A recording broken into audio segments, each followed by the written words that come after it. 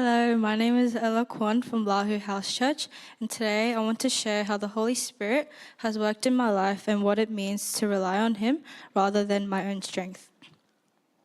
While preparing for this testimony, I honestly didn't know what to share, especially since it hasn't been that long since my last one.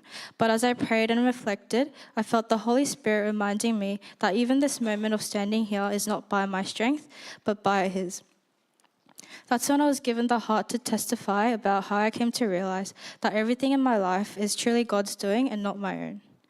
If you do not know already, I am currently serving in the Second Service Kids Ministry.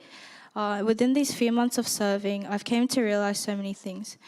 Teaching my class about the fruits of the Holy Spirit didn't just stop there, but was also a time for reflection for myself. One thing I've come to realize is that this ministry is a very seen role. As you're up front, people notice and often give recognition. But I realized that my true heart was actually shifted into gaining others' validation and recognition, rather than letting God take the glory. Through this, God reminded me that ministry, whether seen or unseen, is not about being recognized, but about the Holy Spirit working through me. As I watched my Year 2 class in their pure hearts to live the fruits of the Holy Spirit, I was reminded that their faith and growth don't come from myself, but from the Spirit. And through them, I felt challenged to return to a childlike faith too, trusting God rather than complicating my walk of faith or focusing too much on myself. As many of you have probably experienced, the shift from my high school lifestyle to my current lifestyle was not easy to adjust to. Starting university, joining a new ministry, becoming part of a new house church, and beginning work in an environment I have never experienced before. Though all blessings were still hard to adjust to at first. During this period, I went through a time of burnout, and at first I thought it was just stress or exhaustion, but later I realized the real reason why. I wasn't seeking the Holy Spirit. I was trying to live the Christian life on my own, relying on my own strength, which I now know is impossible. No matter how much I tried to keep it together, it only led me into further burnout. It was only when I turned back and sought the Holy Spirit that I found gratitude again, even in the hard circumstances.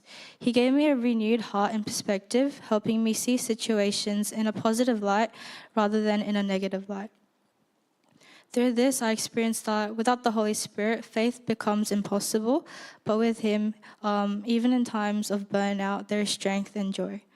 Pastor Kim Young Park once said in his sermon that being an attractive person isn't about being good at everything, but about choosing one fruit of the Holy Spirit to grow in and reflect well. This really stuck with me because it showed me that life with the Holy Spirit isn't about trying to prove myself or do everything on my own, but about letting Him shape me and use even the small things for His glory. Then the rest of the fruits will follow. This became clearer to me through this week's QT. In Ephesians chapter 4, verse 23 says, "Instead, let the Spirit renew your thoughts and attitudes."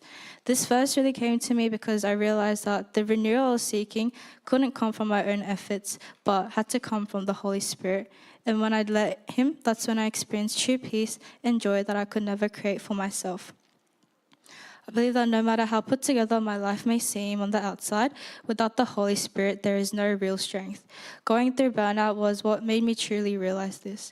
Yet through it, God showed me that when I let the Holy Spirit renew my heart and mind, He gives me life, joy, and a strength that doesn't run out. I hope that I will continue to acknowledge and seek the Holy Spirit daily, allowing God to take control of my life instead of trying to rely on myself. I hope this testimony can also be a reminder for everyone here today as well, that the Holy Spirit is not an optional walk in our faith, but is essential. Thank you for listening to my story, and God bless you.